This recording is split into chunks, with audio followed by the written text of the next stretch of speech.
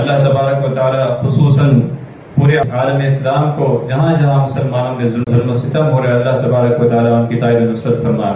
خصوصاً اہل فلسطین کے لیے آپ تمام حضرات دعا کریں، بیت المقدس کے لیے، مسجد اقصی کے لیے، اہل غزہ کے لیے کہ جو ان پر ظلم و ستم ہو رہا ہے، اللہ تبارک و تعالی ان کی تائید و نصرت فرمائے۔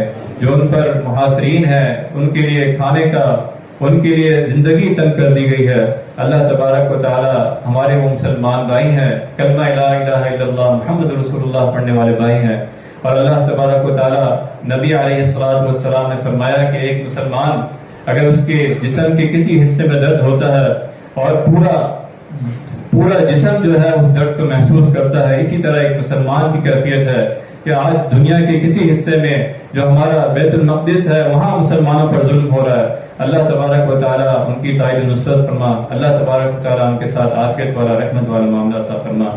وآخر دعوانا بلادنا وبلاد المسلمين من كل شرور ومن كل كروب ومن حسد الحاسدين يا رب العالمين.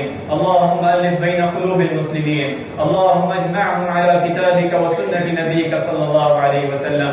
اللهم احفظ وانصر إخواننا المسلمين في فلسطين، اللهم انصرهم على عدوك وعدوهم. اللهم إنهم حفاة فاحملهم وجياع فأطعمهم ومظلومون فانصرهم يا قوي يا عزيز يا متين.